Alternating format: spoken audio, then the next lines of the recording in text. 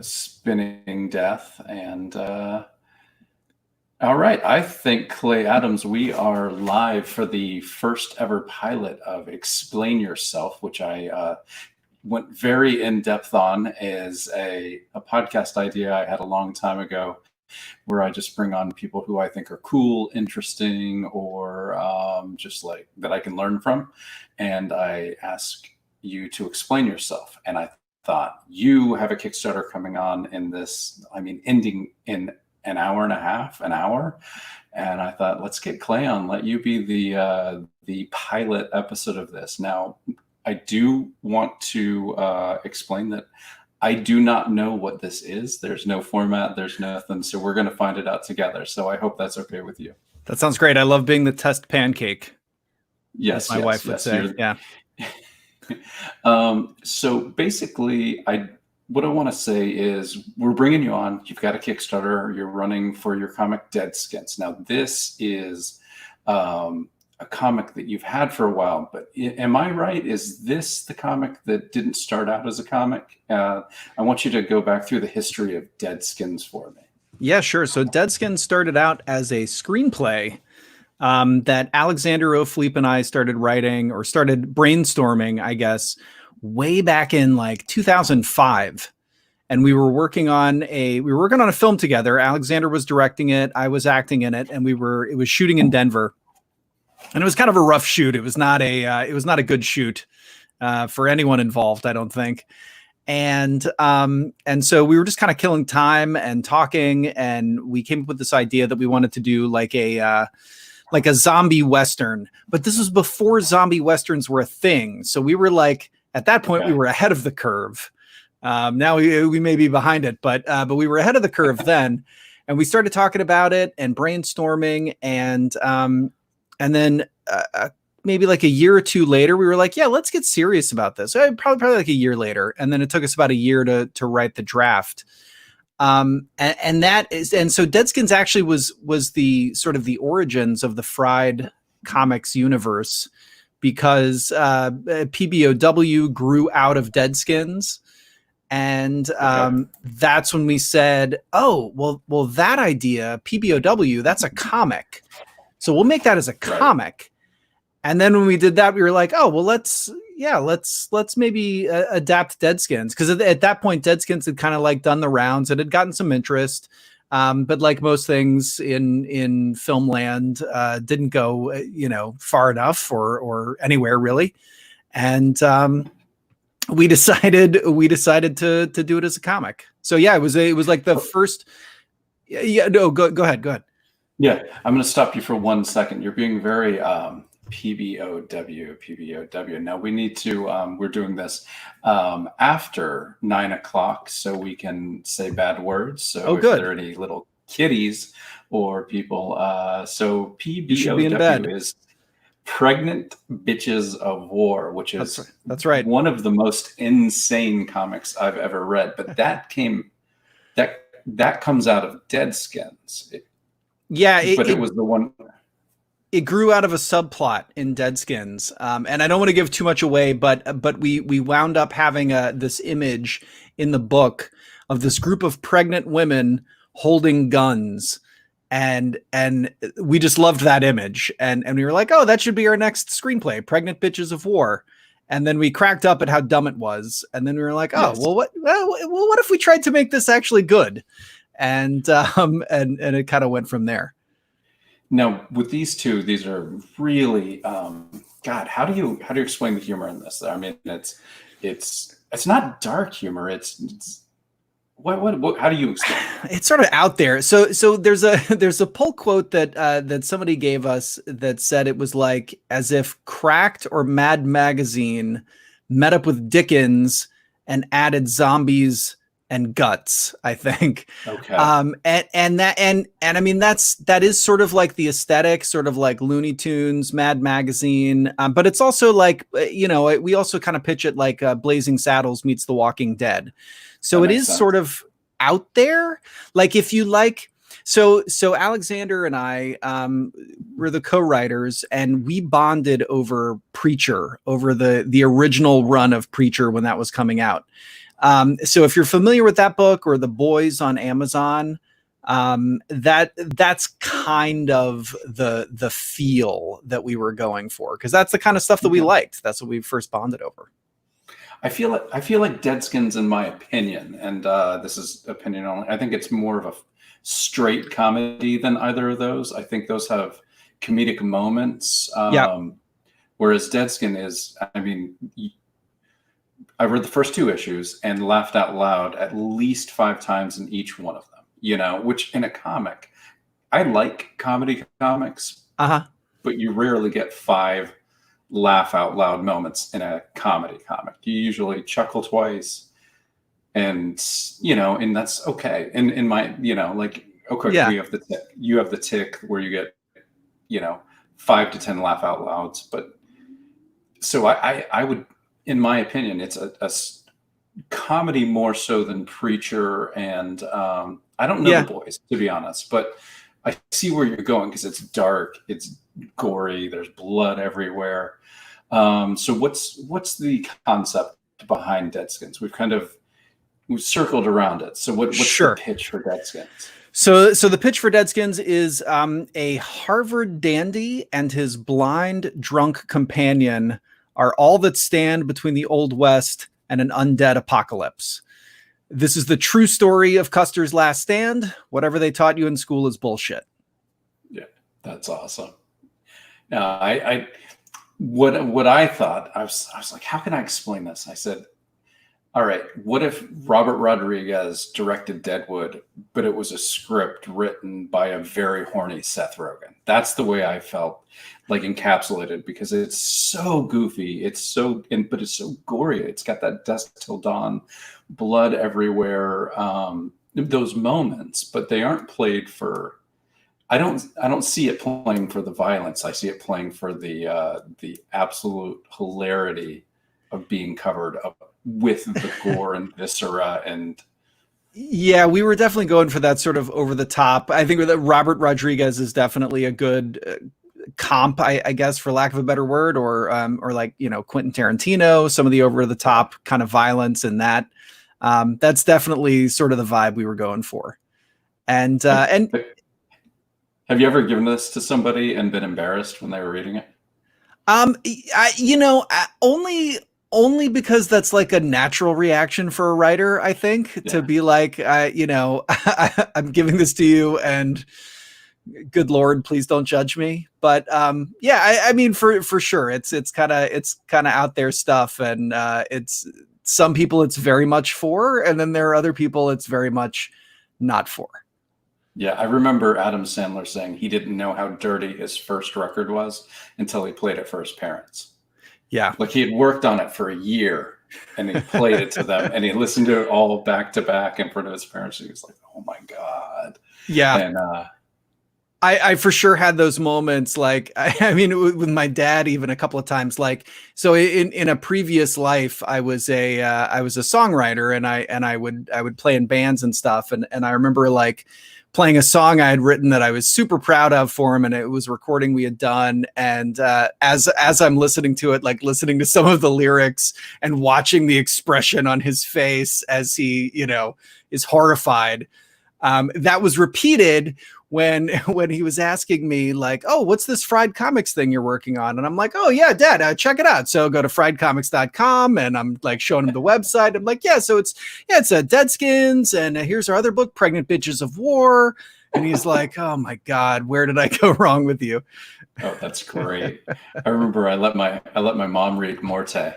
And so she reads through the whole thing, and she closes it up, and she just looks at me and she goes, "You're one sick puppy." And that was her review of my comic. And I was like, you know what? I'm going to take that. I'll take that. That's okay. And that's like, I've gotten that review too. Not from my mom, but from somebody, somebody I admire quite a bit, who read the first issue of Red Christmas and was just like, okay, oh, you guys are sick. And I was like, I guess I'll take that as a compliment. Because what else do you do? It's the brand, right? I mean, that's your brand is over the top, definitely R-rated comedy. Right. Yeah. I mean, and that's it. And it's like either you like that stuff or you don't. You know what I mean? Yeah, I do. And I do. well, and I have to tell you, you've given me like two of the best pull quotes between that and calling PBOW courageous fuckery, Yeah. which was brilliant. So Yeah. I feel like I owe you two amazing pull quotes. I can't wait. I'll send you Tart 11 and 12 first, and we'll see what you can Awesome. come up with. Cool. I can't wait. Yeah. Yeah. Now, like, so I just want to like turn the tables on you for a second though, and just Okay. ask you, like, do you, so you did get that feedback, right, from your mom. Do you feel like embarrassed when you share your stuff with people? Like if they're reading it, do you worry that they're going to judge you? I wonder what normal writers feel like who don't write this sick shit. Like, because I mean, you know, your stuff is violent and you know, Yeah. at times and kind of out there, but it's a very different vibe. So I'm wondering, like, how do you deal with it? I've learned basically to leave the room because Yeah. I'm way too attentive to somebody experiencing what I've done, that I just need to leave the room. Because if it's a comedy and I don't hear laughs at the time that I assume they should be getting to the next joke, then I'm too invested. Yeah. So I can leave the room, leave the house, just, you know, drop it off and then hear it backwards. I think that I am less sensitive to that in comic books than I am in any other medium that I've tried to write. Okay. It's no longer me. It's the book that the artist drew.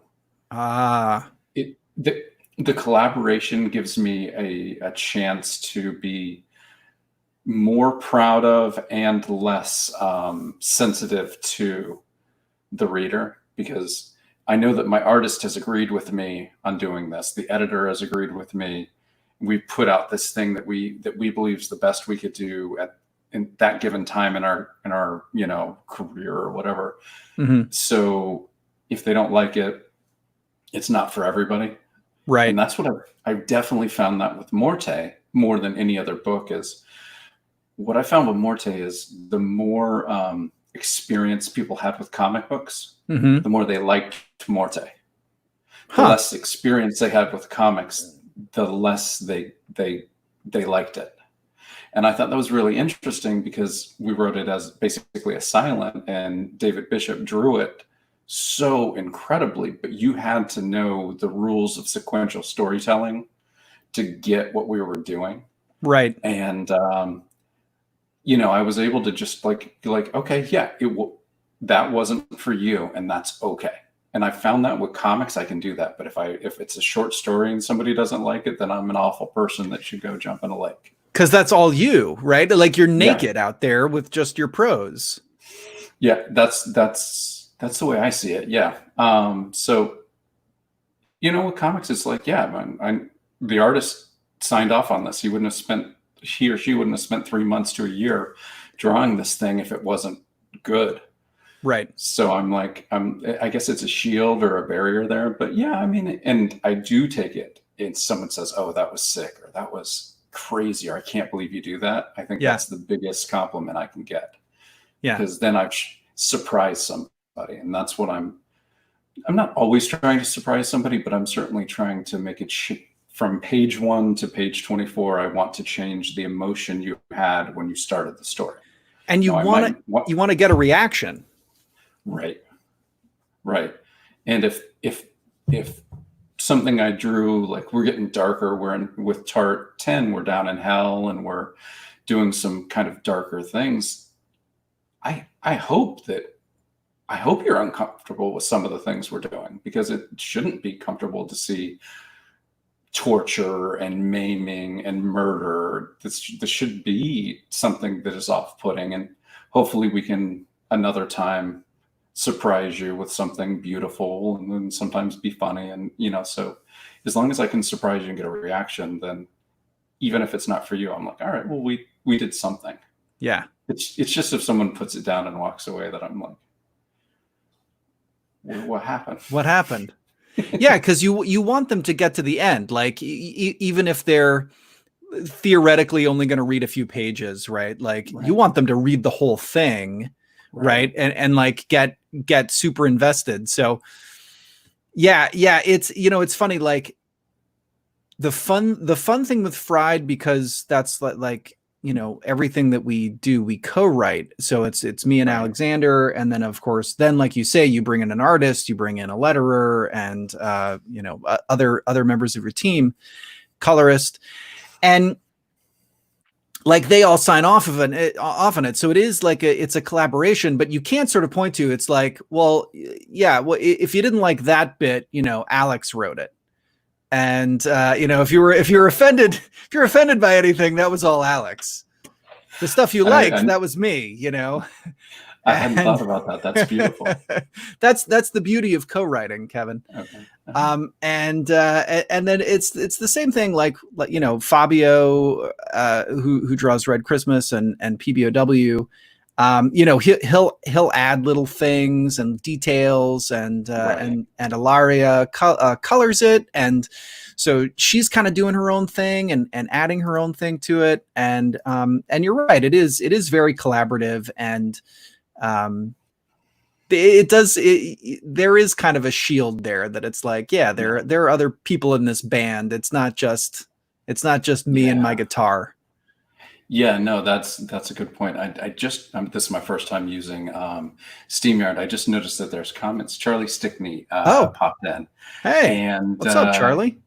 He says he's very disappointed with the Kickstarter. How dare you do so well? You just passed over $10,000. Are you kidding me? Yeah, I think we just maybe passed 11 tonight. We're like 8 backers away from 400.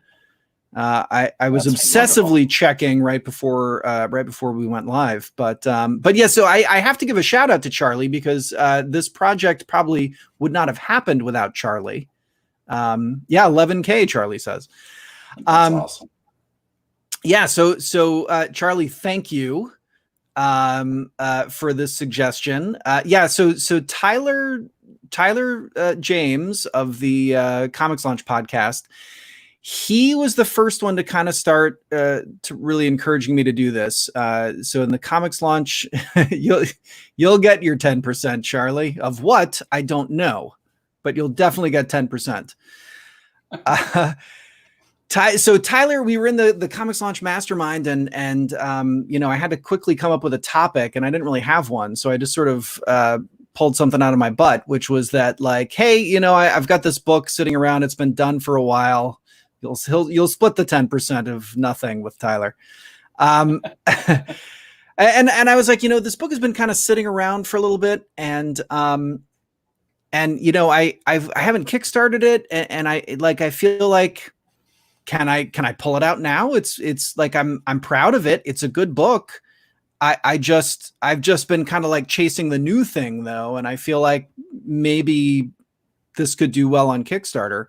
And so he was the one that kind of really started me thinking about it, but I still wasn't going to launch now until Charlie started, messaging me every day saying, hey, there's only so many projects on Kickstarter right now. You should really launch something.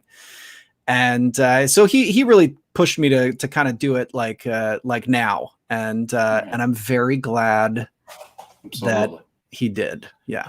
Now, Charlie gave me the same advice. He said, let's do it, because Ludo and I were talking back and forth. We had Tart 10 finished. We needed to kickstart it because we were doing 11 and 12 right now, and we're already paying for the art right now. So we really kind of need to recoup our art fees for 10 to get into 11 and 12. But then, I don't know if you've been paying attention, but this weird thing happened around the world, and we just thought, like, is it the right time? And Tyler, you just were like, if you have it, I mean, the world needs entertainment. That's what everyone said. Like, what are we doing right now? We're binging Netflix, we're Disney Plus, or whatever. You're going through the DVDs. I got to show my kid The Naked Gun for the first time, The Office for the first time. So like we're it's all this, and we're like, well, we have it, so yeah, let's put it up. And it's really been a good time to kickstart, and we've had a lot of our returning backers, and we're just going to do what we can to make sure that if it isn't the right time for somebody to back right now, that they can get the books later. Because they can get it later. Yeah. We're going to get through this. It's going, like not everybody's point blank, not everybody's going to get through this, and that's terrible. But we as a world are going to get through this. It's better to have the books available when everybody's back to it than not. So we're like, okay, let's do it. And I think that's really the way people backing feel. They're like, we have it. I am working. I can do it. And like,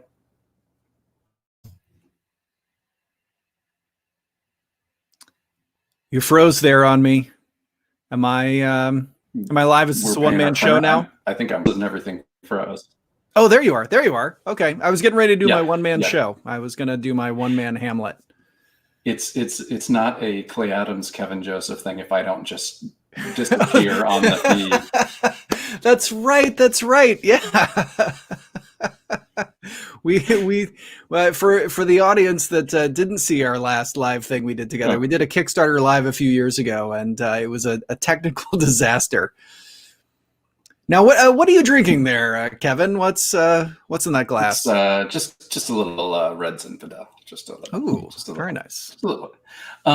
Yeah, no. So I don't know where I was, but it was like we decided to just do it and get it out there. But I think it's great that you did do Deadskins, because I have read Red Christmas. I have read Pregnant Bitches of War. I have read the things that you've done, but I haven't read the thing that started it. Mm-hmm. So I was like, yeah, I'm really glad you're bringing out. You might as well bring these books out that you have that are good. I mean, all of us have things that aren't good. If it's not good, don't bring it back. I mean, sure.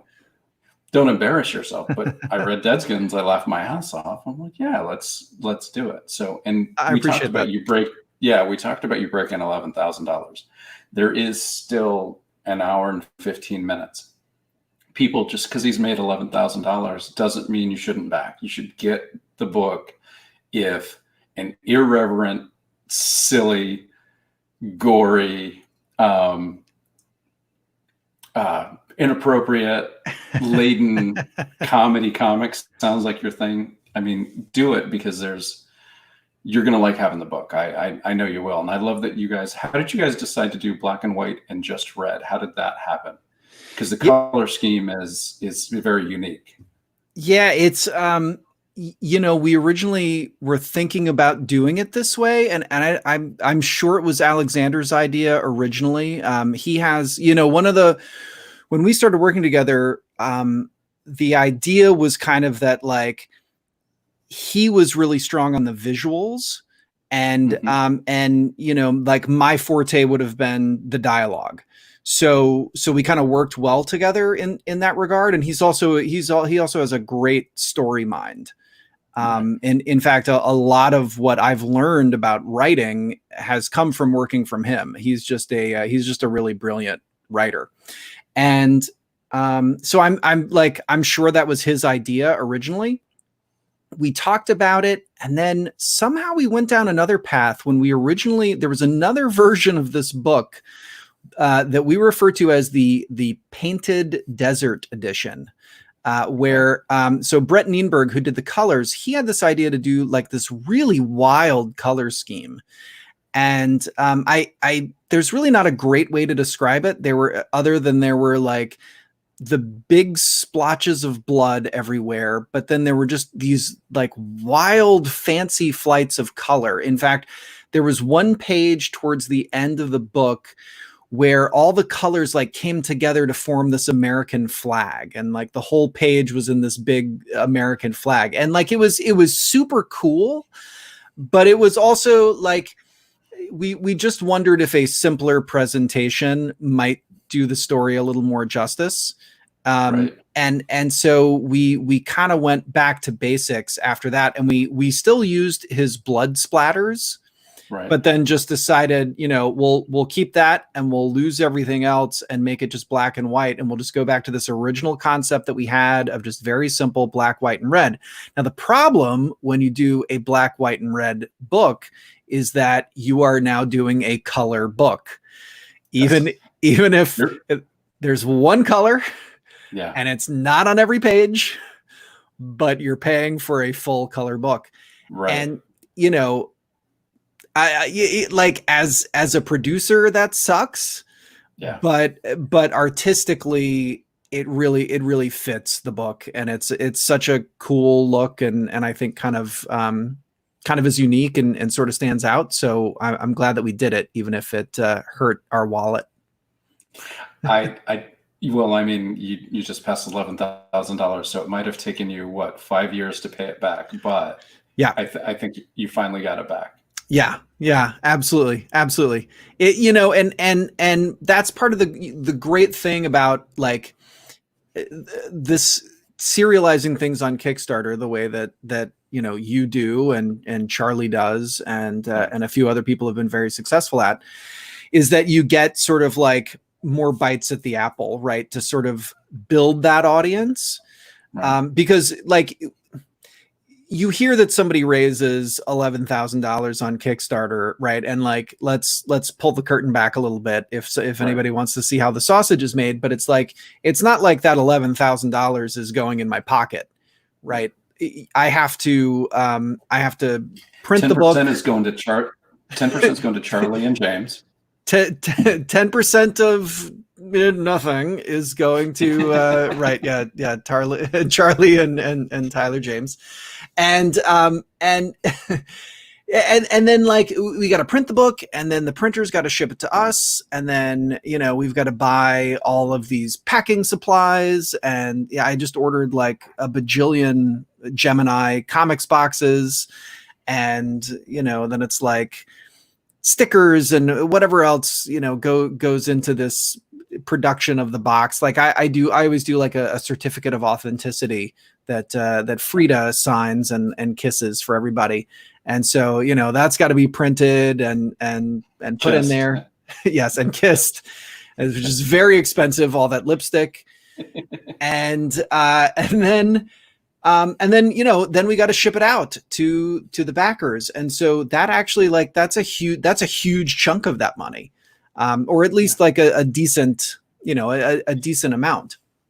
I've found it hits like 20 to 22% is shipping in every one. So I kind of, if someone sees a $20,000 Kickstarter, assume that $5,000 is going to shipping first of all. Yep.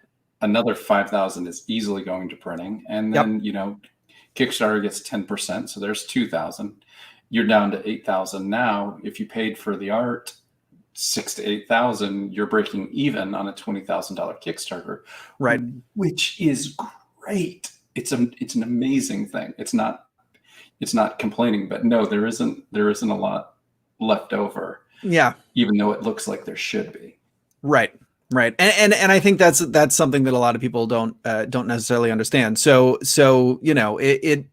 it may sound silly that it's like, here it is, the final hour or whatever we're in. And, like, why isn't this guy going to bed happy with raising 11 grand?